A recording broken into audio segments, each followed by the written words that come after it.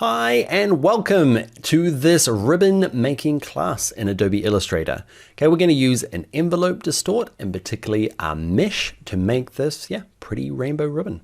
All right, let's jump in. All right, first up, I haven't forgotten this time, open up a ribbon from your exercise files. Again, it can be anything. These are just rectangles that have gradients in them. They don't have to be anything other than that. It's quite nice, it was just lines. Okay, it looks quite cool. But first thing we need to do is we need to go to Object and we need to actually make a duplicate first. We just need a backup. Okay, go to Object and go to Envelope Distort and go to Make with Mesh. Now by default, I think it's at 3x3. The more detailed it is, the more control you have, but often it doesn't look as natural. So for a ribbon, something like this, just 1x1 is perfect. Cool, now nothing really happens except when I grab the direct selection tool, the white arrow, if I click on any of these corners now, watch. Cool, huh? So it's a little hard to see. There's a red dot there and there's a handle out here. So anchor point and a handle. And we're just going to make it into the ribbon like you saw earlier. It's just kind of freehand. Now, one thing you might notice is that red dots on this red thing, it's quite hard to see the colors, right? Dealing with rainbows is probably the worst one. So you can, just so you know, there's an advanced trick, double click your layer anywhere but the name. Okay, and you can go in and pick a different color if that kind of suits what you're doing better. Cyan's still not going to work, but rainbow life. Okay, so I'm just going to fiddle around with it now and try and turn it into something that kind of looks like a ribbon. You can hang around with me for a little bit, but again, I'm just winging it. You might have a special project and you kind of want a special shape. Okay, I'm just kind of making something-ish. Maybe I'll balloon it that way. Yeah, a little bit like that. Maybe a bit straighter.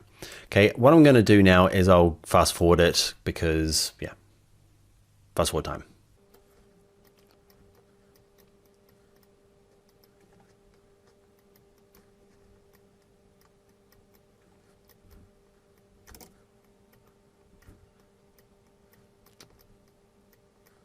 All right, you're back. One thing that I did kind of do while I was fast forwarding is I turned off the smart guides.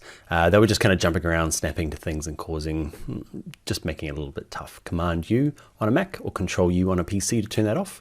Cool, so I've got this thing here. I promise I'll stop fiddling with it. I thought I would. Yeah, okay. All right, so you've got this. Now I want another option. So the one that kind of runs underneath. Now what I might do is go back to this beginning one and use this again. So I'm going to make a duplicate. And what I might do is, because if I practiced this before, and when it's underneath and you're trying to make the ribbon, it's actually really hard to know where the other one starts and finishes. So what I thought I'd do is do the recolor artwork, because I want it to be a bit darker anyway, so it looks like it's in the background, casting a shadow maybe. So I'm going to go Edit, Edit Colors, Recolor Artwork. And the best option is go to Edit. That first one's really confusing. So go to Edit, and down the bottom here, I'm going to link all of the colors and just make them a bit, play around with the brightness, just kind of lower them down. Cool, click OK. And I'm going to use this one to get started. I'm just going to kind of get it close. Not too worried about it. And now I'm going to go to Object. I'm going to go to Envelope Distort and make with another 1x1 mesh. It's okay for me. Cool, I'm going to turn Smart Guides back on. Command U on a Mac or Control U on a PC. Why? Because like one of the things that I want is I'm going to grab my direct selection tools. I want this corner anchor point to be, watch this, it kind of snaps to that one. So at least they're kind of joined up. That's kind of the first thing that I wanted. I might turn them off again in a second, but it's looking all right. Nope, bye Smart Guides. Now we're going to fast forward it again because I am just going to fiddle around with this until it feels like a ribbon. All right, fast forward time. All right, jump back in. Running into problems because I can't click on this thing because that guy's in the way. So what I'm going to do, black arrow, select on him and hit Command 2, okay, or Control 2 on a PC. That just locks him for a second. Okay, you can go up to Object and Lock.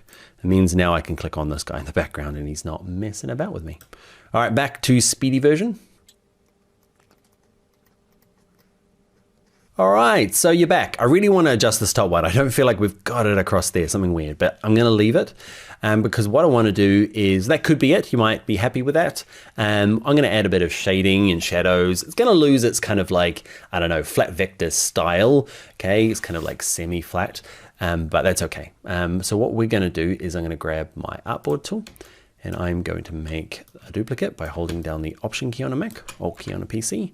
And what I want to do is unlock all our objects, because I locked that top guy, right? So what I'd like to do is, there's going to be 2 of them. I'll do the top one first to show you, and then I'll also do the bottom one with you as well. But what I want to do is make a gradient on top of this. So I want to do 2 things. I want to go to Object, Envelope Distort, and there's one called Expand. Basically, it's no longer using that mesh anymore. Okay, I can't do those adjustments, but that's okay. Next thing I want to do is kind of stick them all together. I can do that using my Shape Builder tool. I can hold down my Shift key and just drag a box around them all. It's kind of left the kind of gap in the middle there. I'm okay with that because what I want to do is just fill it with a gradient. Remember what the shortcut was for filling with gradient? It's the full stop period key. Okay, so I've got a gradient. What I want is this end of the gradient. So I've double clicked the little white house. I want the transparency or opacity down to 0. Cool, and click off, close them down, because what I want to do is this. I kind of want to stick it over the top. Now, white at the end here is probably not a great idea. It's probably best having black at the end. It's not going to matter for my application. Okay, so it's not snapping. So I'm going to turn on my smart guides again. It's in a window, smart guides. And now it's about playing around with the blending modes. Okay, so I'm going to click on opacity and normal, darkens, okay, multiplies. I think I like multiply the best, color burn, view. Okay, so go through them all and pick out which one you like. I'm guessing multiply is going to be the nicest. And what I might do is with my gradient tool, G, there he is there. Okay, is I'm going to drag out my gradient to be just a little bit smaller. Just kind of dragging it across. Yeah, kind of curly. Does it look good? Looks okay. So I'm going to do the same thing with this. So same process. If you're happy with that, you can stop the video and go on to the next one. If not, you can follow me again. Let's do it twice. Object, and let's go to Envelope Distort, Expand.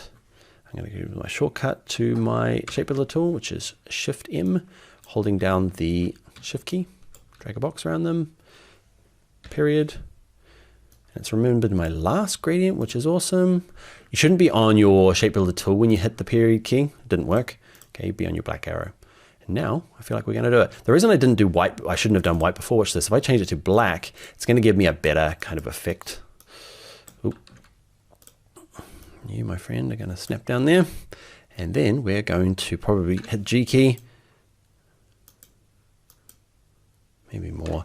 Okay, and I'm going to find a blending mode that works and maybe turn down the opacity as well.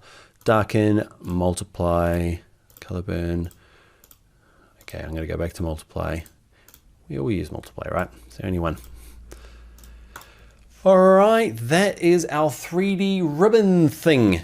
You could obviously see its application for fabrics and lots of other things, but that mesh is quite cool. It can be done with, you can put type into that mesh. We did a ribbon because it looked nice.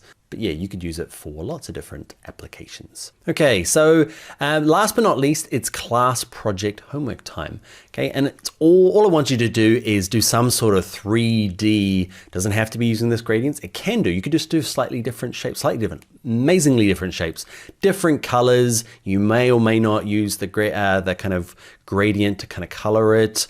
And yeah, I'd love to see what you make. Okay, so make sure you publish it on this website so I can see it, and send it to me on Instagram. Bring your own laptop, and on Twitter I am Dan Loves Adobe.